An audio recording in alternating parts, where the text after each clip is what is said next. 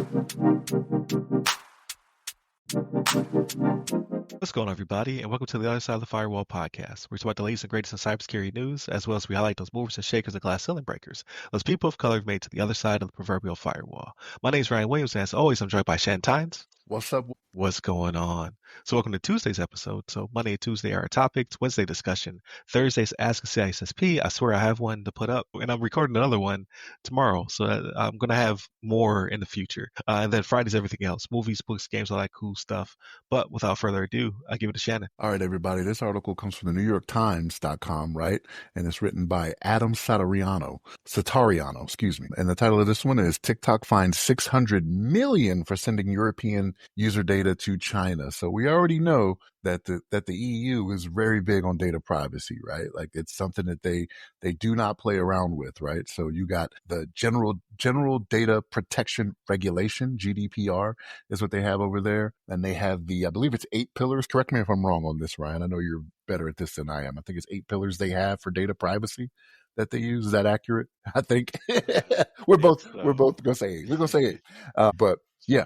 They're very big about it. Apparently what happened is TikTok, there was some information that got out and it made its way into China, right? So it's one of those things where they're like, hey, you didn't protect it like you said you would, right? Like this information is not supposed to be out to other outside of the user's control and you controlling it for anyone else to see. And that apparently didn't happen. So there was an Irish court, right? So the Irish Data Protection Commission is the one that announced the penalty because the TikTok headquarters is actually in Ireland, right? The EU headquarters. European that I did not know. That was a surprise to me. And it's seven main principles. 7. I'm sorry. I upped it by 1. So 7 main principles. We were close. I was close. I say I was close. I was wrong. So yeah, 7 main principles. One of them is you have to make sure that data, is not shared without the user's consent, right? And that didn't happen here. So, they came down on them. 600 million. That is nothing to laugh at. I know sometimes we see these fines where it's like, oh, they're going to laugh at that. It's whatever, right? TikTok is huge, right? They have 100 and some odd million people. I can't remember the number off the top of my head.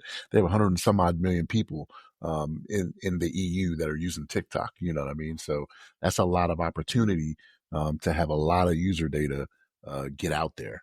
So yeah, this is a kick in the nards for them, right? 600 million because honestly, like it's one of those things that's free, right? So yeah, they get money through advertising, right? But 600 million for TikTok to come across, I don't know how they're doing that. And yes, I realize you get the ad revenue and things like that, so, as with all social media, right? With your YouTubes and Facebook, selling people's data.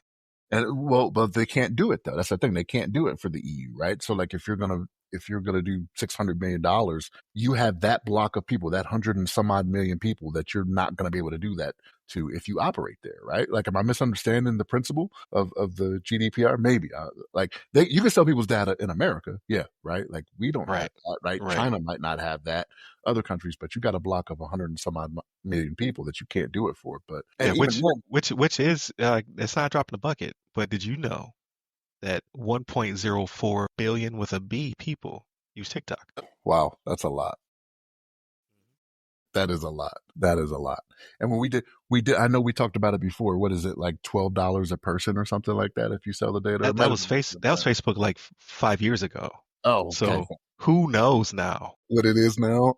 Yeah. Gosh, this is crazy. But ByteDance, man, like they're and here's the thing. Don't forget that they're going through the whole, the United States is trying to make them sell the platform to a non-Chinese company, right? So like they're going through that whole thing. They got to do that or they're going to be banned in the United States. So the however many hundreds of millions of users they may have in the United States, I mean, that's at risk as well, right? So even with 1 point whatever billion users, 600 million, that's a lot, right? And so, and when you talk about the EU, you're talking about a 27 nation block, right? That they have to protect this data. So ByteDance is going to fight it, right? They're going to appeal it, right? But like they already admitted that some of that information made its way into China, right? So if you already admitted you didn't protect it like the GDPR tells you to, how are you going to get out of this? Like you can appeal it, do whatever you want to do, but even if it goes down, I don't see it going down that much from the 600 million, right? Because you violated what the EU says you shouldn't.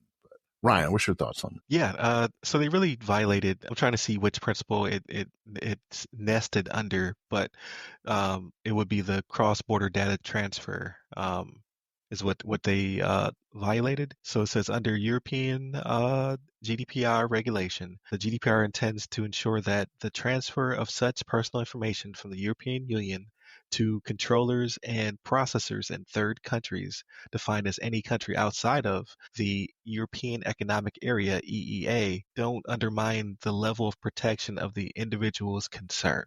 So I think that's what's it called? Legalese. There you go. For you basically you can't send data to some place that doesn't have the same provisions or protections as the GDPR. So there's only so many countries that do it, right? Obviously, anyone in the European Economic Area, and then you have like the U.S., a few others, because we have you have GDPR, PIPL, and CCPA, which all have the same cross-border data transfer protections.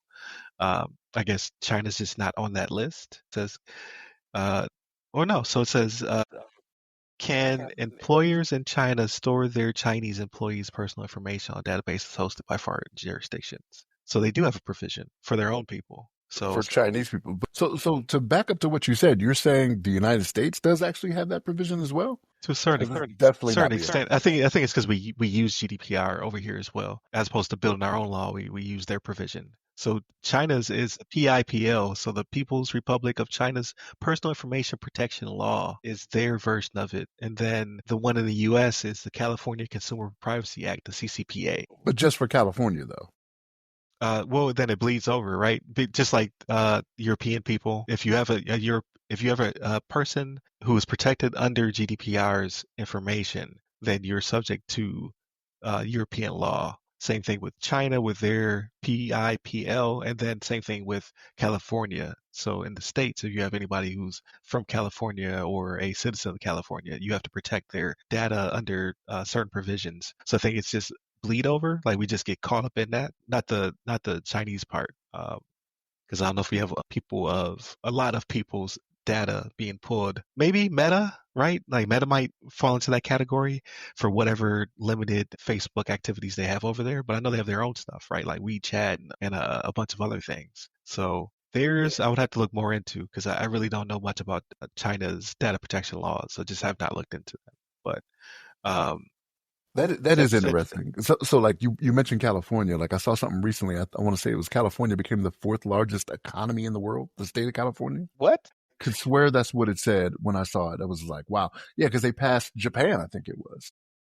Wow, because yeah, Japan was number two, and then I think they slid to three. I They think. probably went down Yeah. down farther than that if they went to four. So you say I thought that's what. The state of California. Yeah, That is wild. I did not know that. And people talk about how insolvent California is. Apparently, it's not. You know what I mean? To be economic powerhouse like that. So as of, if as of April 2025, California has officially become the fourth largest economy in the world, surpassing Japan. Its nominal GDP reached 4.1 trillion, placing it behind the United States, China, and Germany. I don't even know what to say about that. Like one of our states is in the top five. So you have our country is I assume number one, right? And now one of our states has also cracked the top five. How do they do the math on that? So that fourth largest is in for the United States, right? It falls under the United States. That's kind of double trickery with the Yeah, economics. we're double dipping. That's it. Unless the U.S. is only like they only calculate the other 49 states. But I doubt it. They probably calculate that one as well. But yeah, that's pretty ridiculous. So way to go, California, I guess. But I guess that makes sense for the provisions as well, right? Because you get a lot of laws that are now coming out of obviously New York, Texas, and California. They do pass a lot of privacy laws that impact us all. And there's a few other states that are also passing things. I think Colorado is up there now, right? You guys have some privacy laws that are now becoming, I don't want to say pervasive because that has a negative connotation, but they are ushering us all to a certain state of data privacy and protection, right? As each state comes online. I really wish, because I get it, like if each state does it, then they are protecting their citizenship,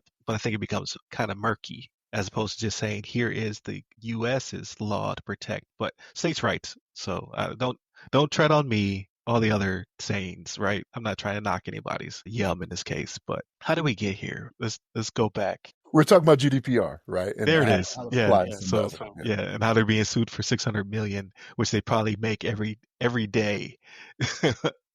because it's 1 billion people they service. That's crazy to me though. Like even with that, like it has to go with advertising. Like 600 million, again, that's a lot of money and they are a big company, but man, it still seems like it would make them take pause a little bit. Right. And also it is in conjunction with the US still trying to make them offload the company to a non-Chinese owner. Right. So Right, which they literally just they're under litigation now because there was a I forget what you call it when you get a bunch of buyers together to buy something, kind of like what they do with teams. They get a bunch of people together to purchase something. They're basically saying that ByteDance is playing games and not trying to actually come to the table to make this happen because there are a bunch of people who do want to purchase, I guess, the U.S. rights, so to speak.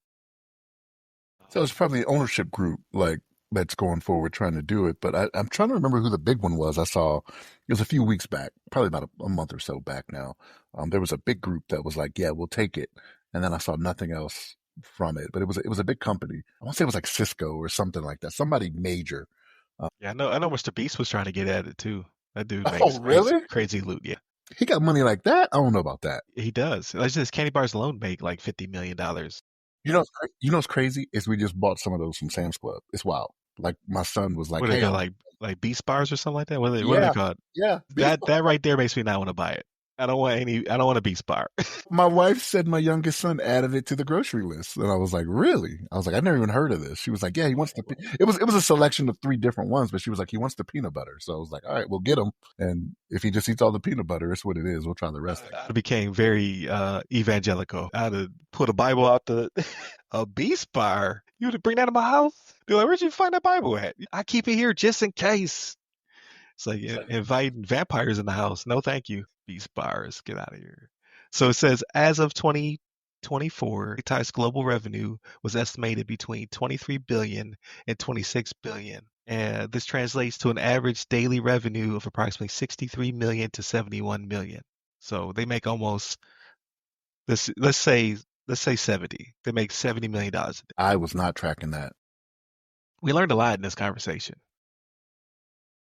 But yeah, so more to come of this. If this is just the the first case of this, because they literally said when being questioned on Capitol Hill that we do not transfer any data to China, and now uh, GDPR has kicked in and said you absolutely do transfer data to China, and here's a $600 million fine because of it. So I would assume that this will become a bigger issue because again, you have all these different data privacy kind of pillars, right? So if the people in charge of GDPR are suing, then what about CCPA, right? California should also kick in because like there should be evidence to the fact saying that you did transfer this data. So you think that there would be a mechanism that would cause more fines and things of that nature. So, or I don't know, maybe you can't double dip. Maybe if Europe caught it first, then California can't jump on the bandwagon. I don't know. I doubt that's the case, right? Like, because then at that point, just make one international law, right? Like, just get other countries to jump onto it and make the fine more hefty, right? Like, if you're gonna say, "Hey, because I'm already being sued here, I can't be sued here." So, what do they call it? Double indemnity is what it is, where you can't be getting sued twice for the same thing civilly. I want to I say. don't know. I know double jeopardy. You can't. That was OJ. That's the only reason I know that one. Yeah, I think it's called double indemnity is what it is, where you can't get sued while you're being sued. Gotcha. Like it's what you have when you don't have two lawyers on the podcast. All we left the audience with was questions. Yeah, that's what you have now. But you also know that California is the world's fourth largest economy now. So there, take that. You learned something new. Unless you're in California, you already knew that. So, but definitely check us out. So again, Monday, Tuesday our topics, Wednesday discussion, Thursdays Ask a CISSP, Fridays everything else, movies, bliss, games, all that cool stuff. You can find us at the other side of the firewall, the other side of the FW, or Ask a CISSP. You can also go to ramcyber.io. That's our landing page. So you can actually I set it up now. You can go there and click on the watch link and the listen link. So that way you can go straight to the podcast. Hit me up. I'm at Ry Security Guy. That's RYRY Security Guy. You can find me pretty much everywhere, but LinkedIn is where I'm most active. Stay safe. Stay secure.